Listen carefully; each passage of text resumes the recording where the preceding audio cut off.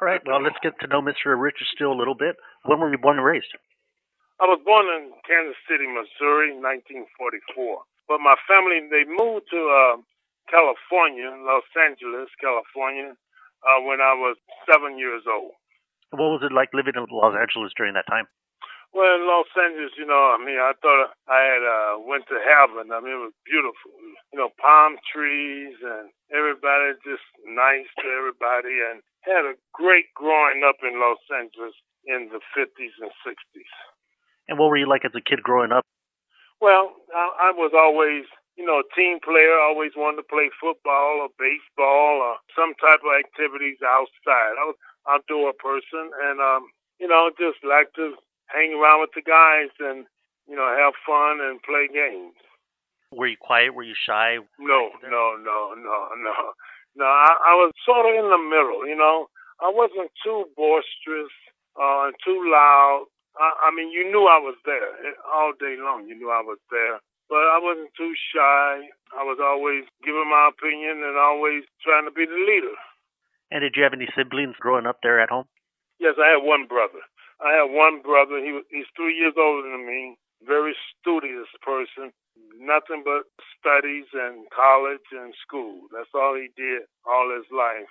When I was a little different, I liked to be outside. I liked to play sports. And, I went to school, but, I wasn't that crazy about it like he was.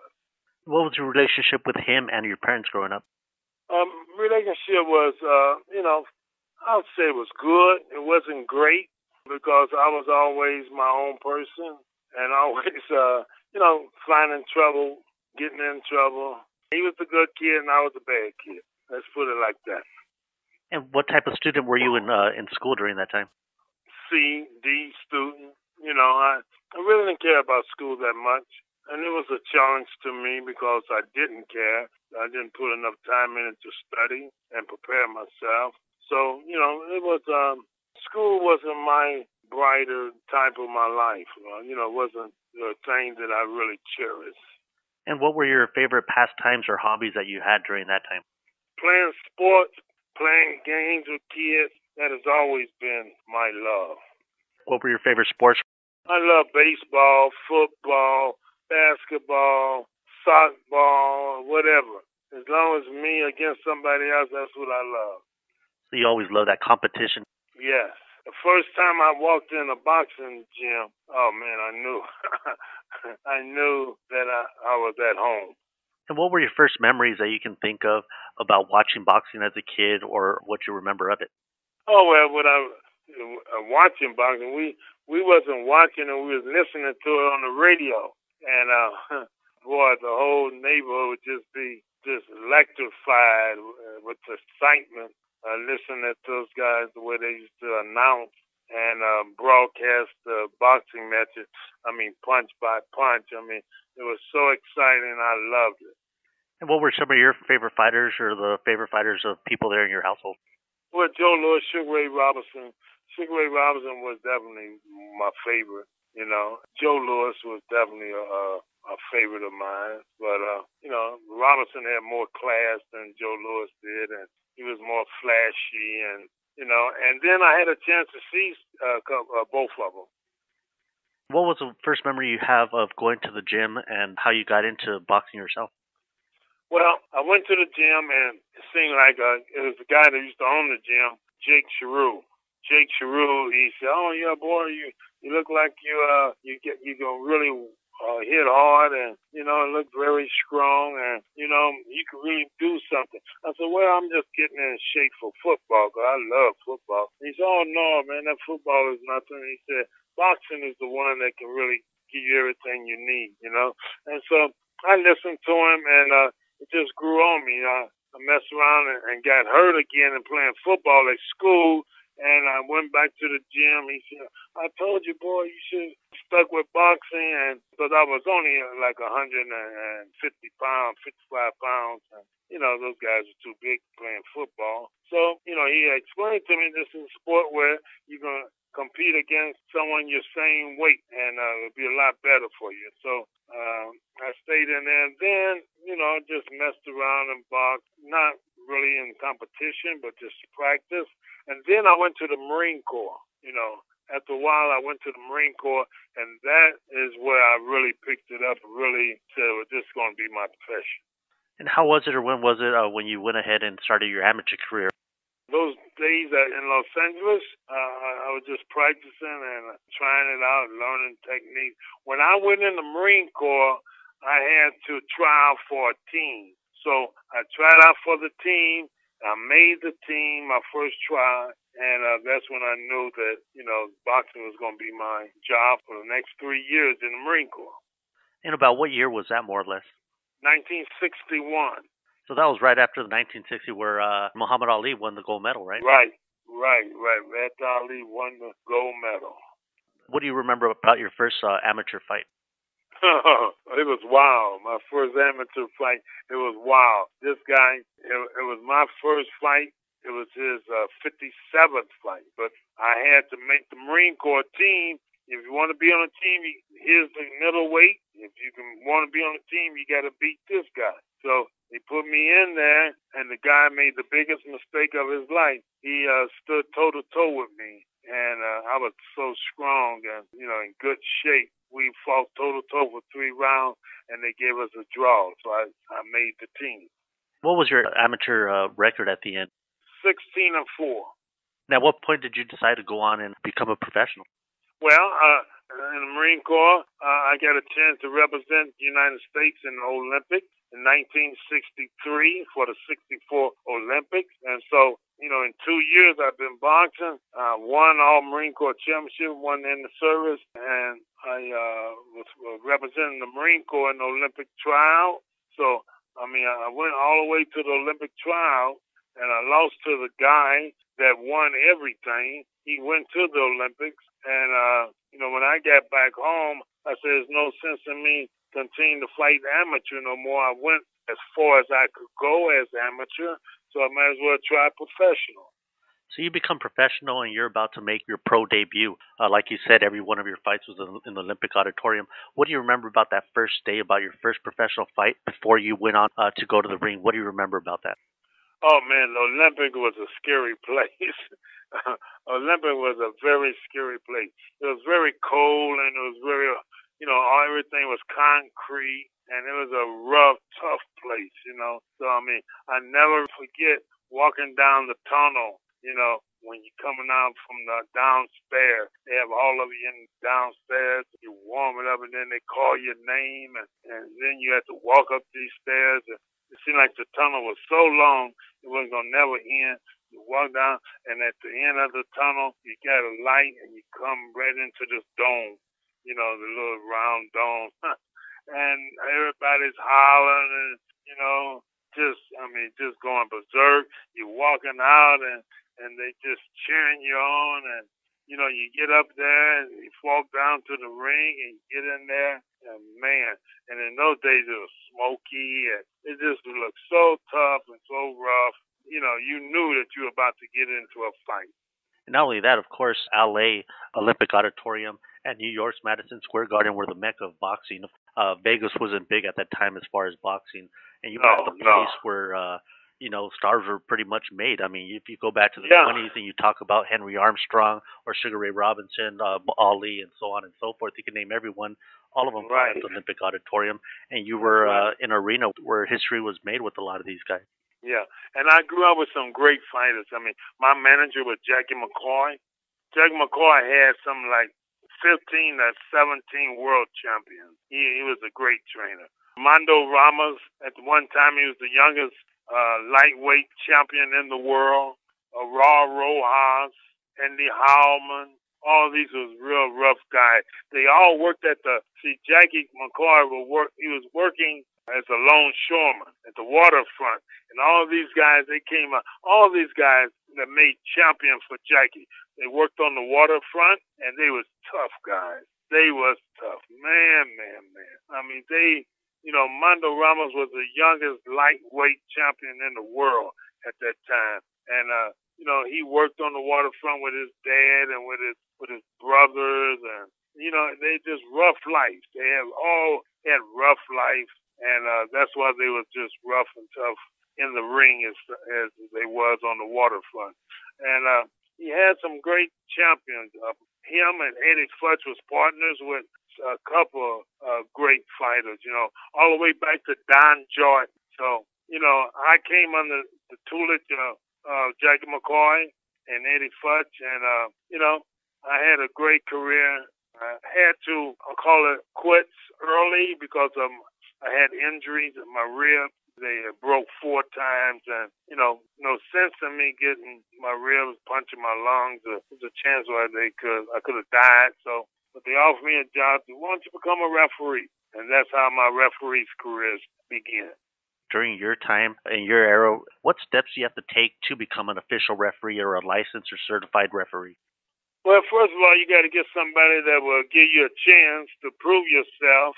You got thousands of people around here, but there's only a few referee assignments, a few jobs for referees, and they all come from the state. The state has to appoint you. Famous President Ronald Reagan gave me my first license to referee. So, that kind of went in history books, especially for me, since he was the one that once I went back to high school and graduated in adult school, Ronald Reagan gave me my diploma. So here's the governor that became the president, gave me my high school diploma and gave me my first referee license in the state of California. What do you remember about the first time you went in there to referee your first fight? Did you feel pretty comfortable because you knew the sport? No, man, you don't feel comfortable. No, it's no way possible because, first of all, they sent me to Bakersfield, a little small town, little small arena, like 600 people in there, and they all from Bakersfield, and they smoking, they drinking beer and everything, and they hollering, and they cheering on for the hometown boy, and you the referee from Los Angeles, you don't even live there, they don't even know you, you better give them a fair shake or make sure that they boy win. It was so scary. I mean, they throw things, they get mad. And if you did an honest job, you're going to make them mad sooner or later. So you might as well get used to it. They're going to throw beer on you. And, oh, man, it was tough. It was rough. If you could referee in California, the old saying is, in the 70s and 80s, you can referee anywhere in the world. And I'm so happy that I came under that type of training because of the same thing. When I went to Caracas, Venezuela, when I went to Japan, all of those different countries, I was prepared. I knew what to expect because, I had it there at the Olympics. Well, I worked my way into the Olympics. But at the Bakersfield era, the San Diego era, Oakland era, I went up and down the coast, all of these small venues, and it really prepared me for the big fight. Is there a difference now in what it takes to become a referee than it did back then when you did it? Oh, yeah, man. So much politics now. It's tough for a young kid, when I was coming up, you can work your way up and show them that you're good enough, get your license. But now it's so much. When I first started, didn't nobody want to be a referee. Now, everybody want to be a referee. So, you got guys in the Golden Gloves. You got guys in the amateurs trying to work their way up, trying to buddy with the commissioners, trying to get in there and somebody to help them to get their professional license. There's so much politics in it now. It's a shame. Did having a boxing career or boxing background, did that help you in your referee job? Definitely. It made me feel more comfortable than an average guy that's never been in a fight, in a ring. Definitely have more knowledge. I've been there. I've been hurt. I've been hit. I've been knocked down, So when I see it in front of me, it's not a shock. So it gave me the knowledge, what to do, when to do it, and how to do it. What was your first, or if you could remember, what was your first world title refereeing job?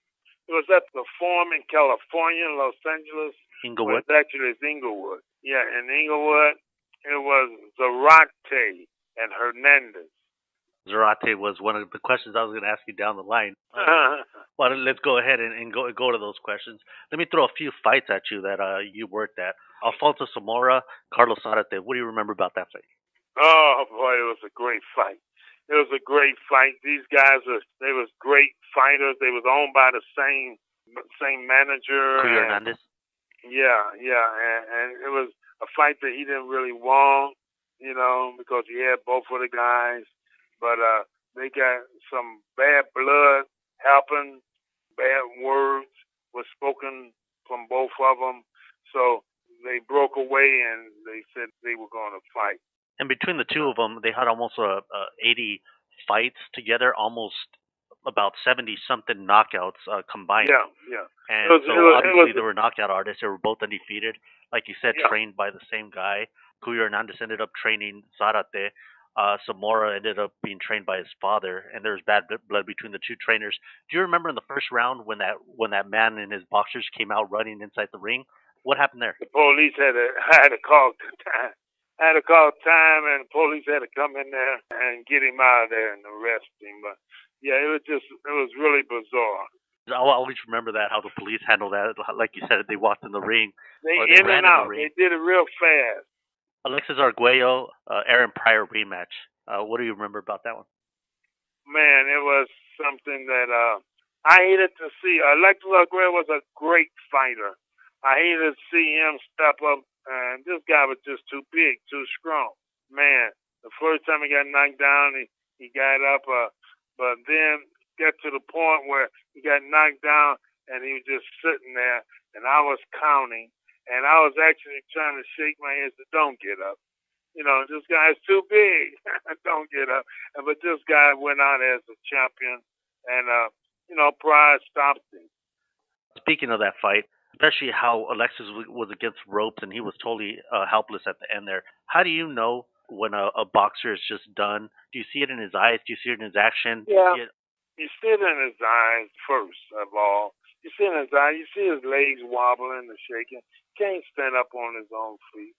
You see it in his body movement, and then the punches that he has received, devastating punches, very hard. And so, by you being in there before, and by the gestures and everything that his body is telling that he has enough. And that's where your pro boxing career knowledge comes into play, right? Because that's where you know when somebody's hurt. Correct. One of the best fights of all time. Of course, you'll always be remembered for refereeing that match. Hagler-Hearns. What do you remember about that one? That was 3 rounds of hell. It was Hagler and Hearns, boy, they really put on the best 3 rounds ever in boxing, boy, I tell you. Hearns was really trying to take him out of there. Hit him so hard. It was the first and the last time I ever saw this. Hearns, they called the hit man, because he had a very devastating right hand. He hit Hagler so hard in the head, it busted his forehead. And that's when the blood started coming. I said, man, I never seen a man bust another man's head. But Hagler, once he saw the blood, he told me, matter of fact, he said, look, you're not going to stop this fight on no cut. And I said, okay. The doctor said he could continue. I said, go ahead. And, boy, that was it for Hearns, because he knocked him out matter of 1 minute. In a fight like that, how hard or how easy is it to referee, because they seem to be fighting so clean? It was all legal and great punches. Yeah, but would that be easy for you, or would that be hard for you because of all the punches? It was hard. There was so much excitement, so much going on. It was so big of a fight. I mean, my heart was beating so fast, and I'm running. I'm making sure I'm getting out of the way. It was a very hard fight to referee, because it was the magnitude of that fight was so big. Would you say that was one of your first big fights as far as the wide audience that was watching, or did you have some prior to that? No, that was about the biggest at the time. When I started doing the Sugar Ray Leonard's fight, they were big, but, I think the Hagler is the one that put me on the map. When you do an assignment like that one, and you have all these different fights on your resume, does that make you get more assignments or big assignments Yes. because of what's on your resume? Yes. That's why in the 80s and early 90s, I was I was really great. It was a great time. No controversy at the time. Then did the Tyson Fight. I got a little controversy with that one.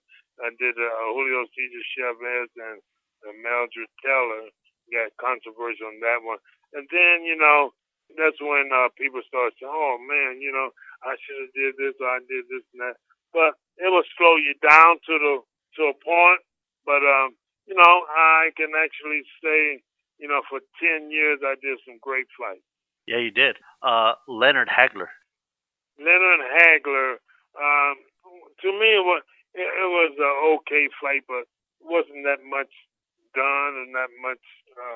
They were just outboxing each other.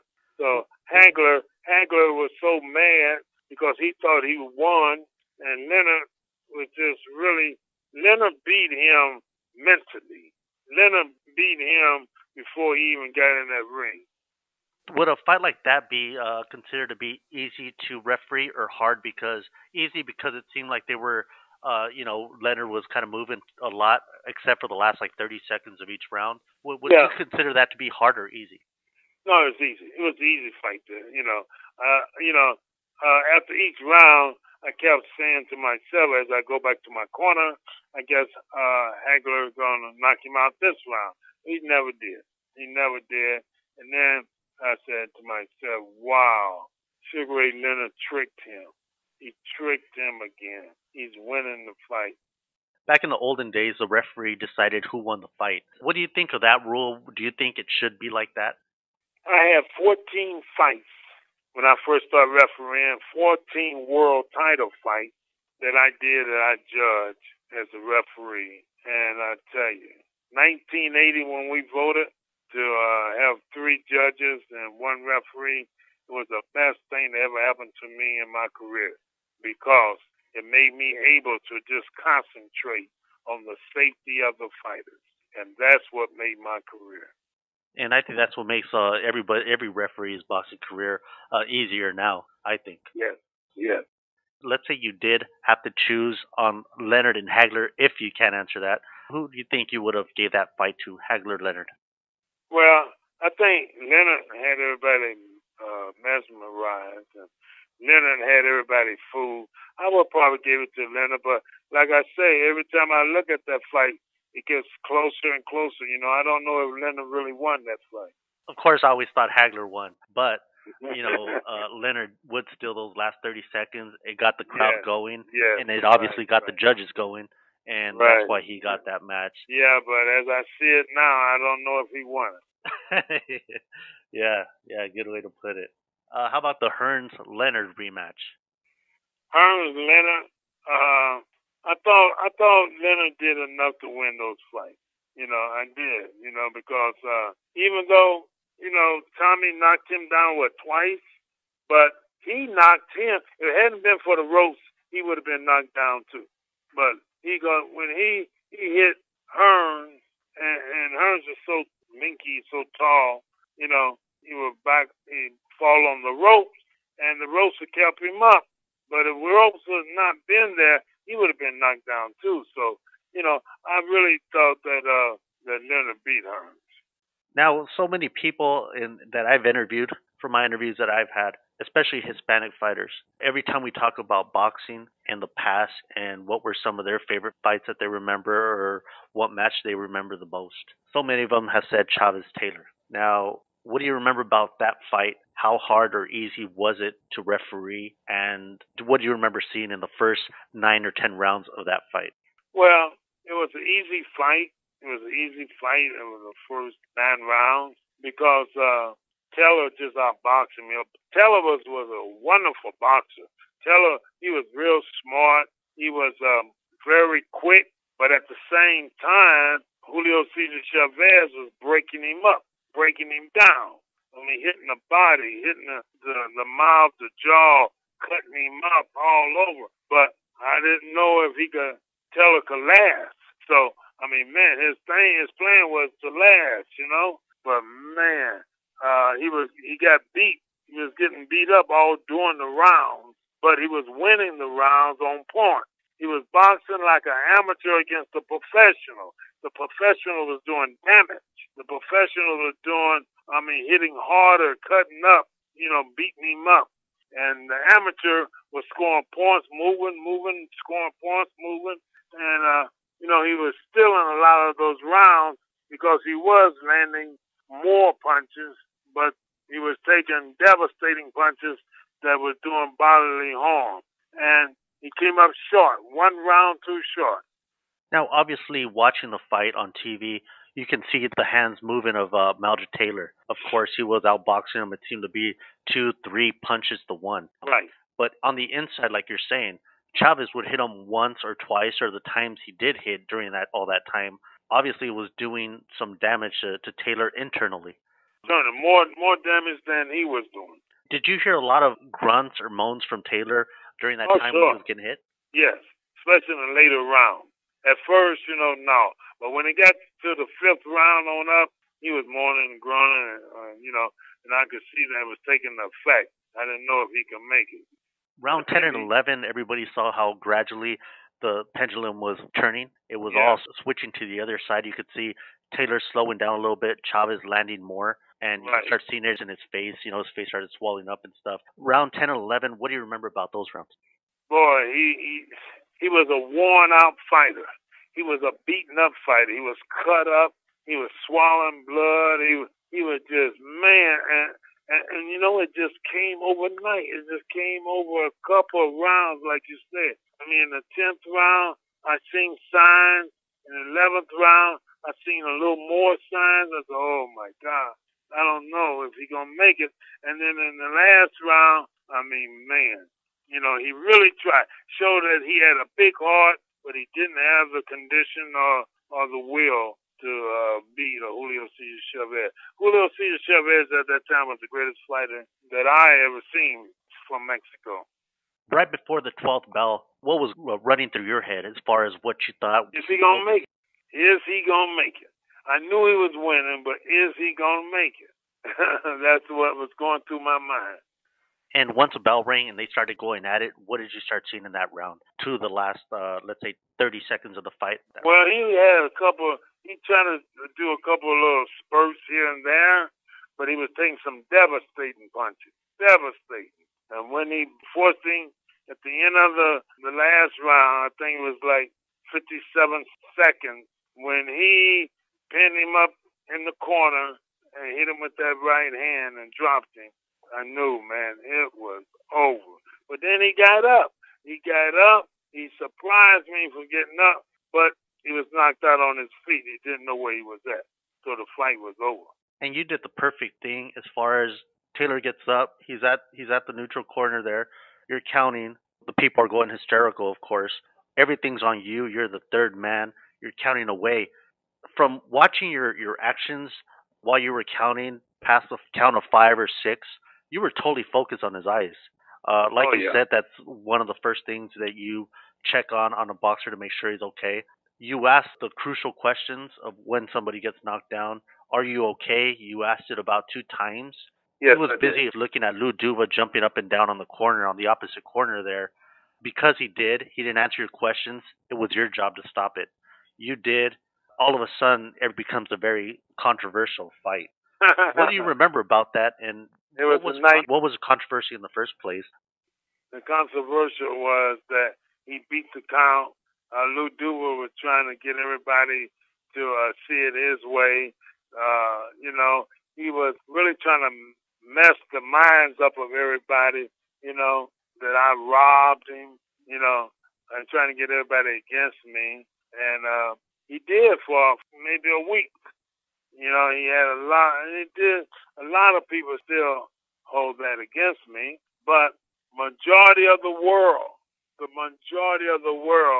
said that I done the right thing. So many people, like I said, that I interviewed, I asked them, do you think that was a rifle stoppage?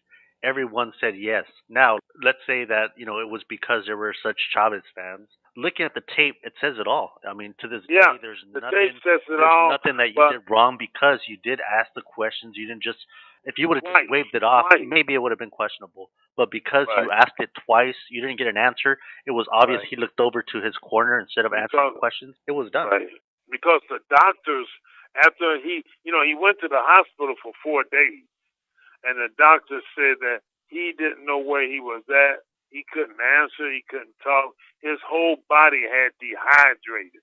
He took a worse beating, and he took such a beating. Just listen to him today. Right. That fight took it all out of him. And you could hear that last punch too. I mean, it sounded like bones were breaking in that. Oh yeah, yeah, all shattered. From knowing what happened to him and him pissing blood for about a few weeks or whatever. Oh yeah, it right. tells a story. I mean, it kind of. And his whole right eye was shattered. They had to reconstruct that whole right eye. And a lot of people, they don't know all this, how damaged he really was. Yeah, between life and death. Never before, never after did a doctor call a referee. Doctors called me and said, "You saved his life. One more punch, he would have been dead." What did the athletic commission at that time in Nevada think of that stoppage? Did anybody come at you different or think that you did the wrong thing? No, but they held back and they didn't know. They had mixed feelings. They didn't know. They're always scared of the public making a bad name for the state or whatever. They were more scared of being right than it was, did I do the right thing? That red light that was lighting up in the corners at that time, how they used to have it. Why did people make a big stink about that? No, that red light don't make a difference because the red light, see, you'll be cheating if you look and see that red light and you say, okay, I can let it go because it's only 10 seconds. You're cheating. You're cheating. That's all it is. You're cheating. That red light don't supposed to make a difference because when a guy gets in that condition, the fight is over. You don't say, oh yeah, he's in a bad condition and he might die, but only got 3 seconds to live. I can let it go. When you say that you can let it go, you are taking away and robbing another kid. Once a fighter gets in that condition where he don't know where he's at and he can't talk, he can't walk, the fight is over. I don't care if it's 10 seconds or 20 seconds left or whatever. It's taking away your focus from the fight itself. Yes, right? yes. And why did they take that out? I don't know. Yeah. It's for everybody else. It shouldn't be for the referee. It should be maybe for the corner people to get ready to get in there or you know what I'm saying? Or the audience to know, or the audience to know that, yeah, you know what I'm saying? But not for the referee. And plus, you're cheating. You're cheating. You say, oh, I can let it go because there's only 10 seconds left. When a fighter gets in that position, no matter if it's 10 seconds in the first round or 10 seconds in the last round, the fight, when he gets in that condition, the fight is over. Did that particular fight and decision, did it affect you in any way? Oh, man. At the beginning, it affected me negative. But over the years and... By that, do you mean the public or... Yeah, public. Not me, myself, because I believe in whatever I did. I believe it to the day I died, I did the right thing. And as a matter of fact, if I wanted to really do something for that kid, I should have stopped the fight in the 6th round. He wouldn't have took a beating like he did. That's true, especially knowing what condition he's in. And most of that, in my opinion, has to do with that particular fight. Oh, yeah, definitely. That's a definite yes. Now, obviously, Chavez was happy with his victory there, and he, of course, loved you probably after that fight. Now, later on down the road, let me throw another fight at you, Chavez, Randall, the first one where he loses his first fight ever. Now, all of a sudden, he switched his decision on what he thought of you. What do you remember about that fight? Good June. I couldn't believe it. I just couldn't believe a person would change like that. I could not believe it. Here's the guy get boxed, get his, ears boxed back, and Randall just, really did a number on him. Was that an easy fight to do, or is that hard? Yeah, it was easy. It wasn't me that beat him. It was Frankie Randall. And you know what he had done? He had been partying and everything and took the kid too light, and he got beat. But yeah, he really hated me then. He blamed you for that, I think it was a low blow that you had taken off about the 11th round or so. Yeah. And he felt that's what costed him the decision. It was obvious on the low blow that it was. Afterwards, while they were showing him the replay, he was still saying it wasn't, that you guys that they had been hitting each other like that all night. But then again, you're not the one that gave the decision. Yeah, no, I was okay with it, you know. I was just, you know, I thought I had a friend, but I see that he really wasn't, you know. You know, for many years we didn't speak. He just spoke to me. I was refereeing his son's fight. The first time I had been close to him enough to speak to him, and he said, "Oh, forget about, you know, yesterday, you know. I'm happy now, you know." So, you know, I guess, you know, we kind of patched things up. Being a referee, are you allowed to have boxing friends, or do you have to? Is there like some kind of code that you have to stay away from? Yeah, you should stay away from fighters. You should stay away from fighters and managers and trainers. Anyone that is active, you know, you shouldn't be running around having drinks with them and everything, because pretty soon you're gonna do one of their fights and you're gonna get a black eye from it. Has there been a lot of times where you've been confronted by the boxers, whether it be in or out of the ring? You know, confronting like what? A bribe? Like confronted, like in the ring, like yelling at you about a decision you might have done. Oh, well, there's been several times, yeah, several times. But you know that comes with the territory. You were a boxer yourself, so you can also bite back if they try to bite you, right? Yeah. Tyson, Franz Botha, what do you remember about that one? Tyson, Botha was no match. Botha was there to get paid, and that's just what he did. You know, Tyson just too strong. Botha was strong enough to last in 3 or 4 rounds, but pretty soon, you know, he was going to fall. So, you know, Tyson was just too much. What about that incident that happened after the first round where he grabbed his arm and didn't want to let go? Oh, yeah, that was real freaky there. I didn't realize what that was all about. But Tyson, a couple of times he's done some things that didn't know why he would do the things that he did, but he always came out victorious. A lot of people had said that you had some kind of friendship or something with Don King and his fighters. What do you say to people that think that? No, that's bull. You know, Don King, he never done nothing for me. He's never done nothing. Never done nothing for me. I don't even know him that well, but other than speak to him, shake his hand, you know, never had a drink with him, never had anything to do with him, and his fighters especially. So, you know, they live in a different atmosphere than I do, you know? What did you think of former Nevada Athletic Commissioner Mark Ratner? What did you think of him? Mark was my friend. He was a great guy, you know, great guy. We used to travel together. He used to judge, and I was the referee, Japan, Korea, and all around.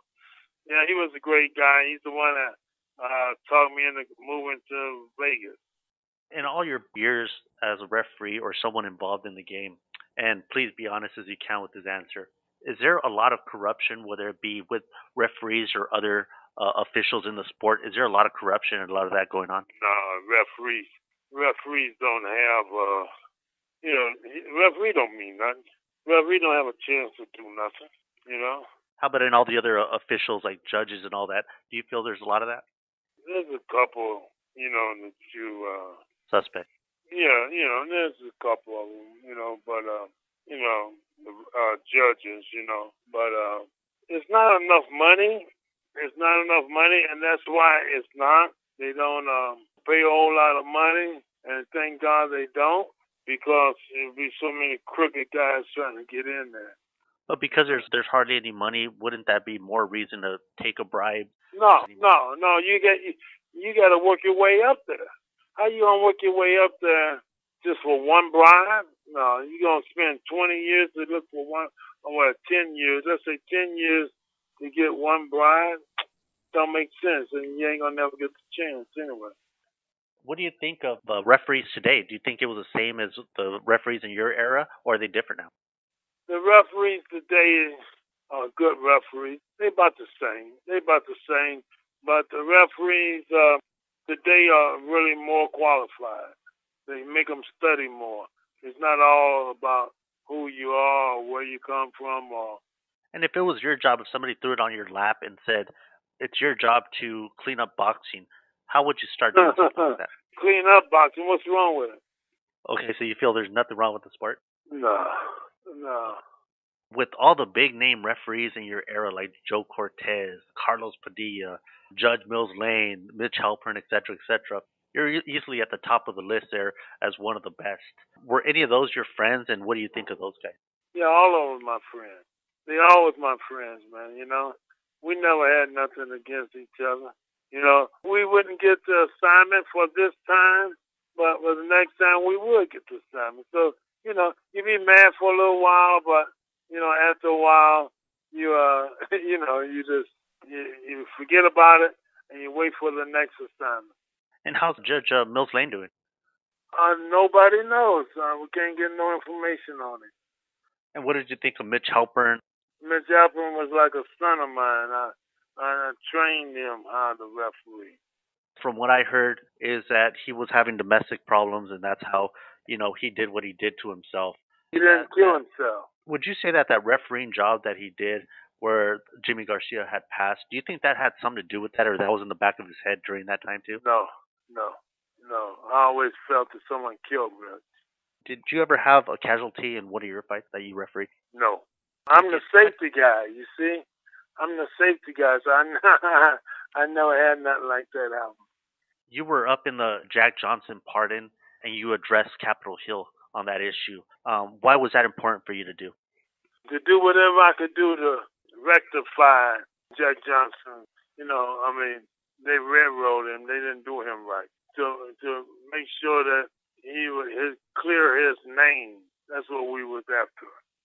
One of my favorite documentaries of all time was that documentary, Unforgivable Blackness, The Rise and Fall of Jack Johnson. It's about 3.5 hours long, give or take. Right. It was well done. It showed you what life was like back then in detail, and especially about this great boxer of the past.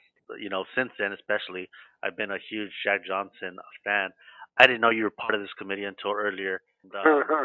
What happened there, and what do you remember about that, and how did that overcome? Well, it was great to be a part of it. It was great to see so many people that really felt the same way that you did. To be in Washington, D.C., and, be at the place where we was at, on top of the hill, and, to be a part of history. It was great. Now, was that pardon, did that have to do with crossing the state line with the white woman? Yes. You also received an award from the great Nelson Mandela. What does that mean to your personal life or career? Very much. Nelson, Mr. Mandela, he loved boxing. He was an amateur boxer himself. When he was in prison for 18 years, he couldn't watch. He didn't see no boxing.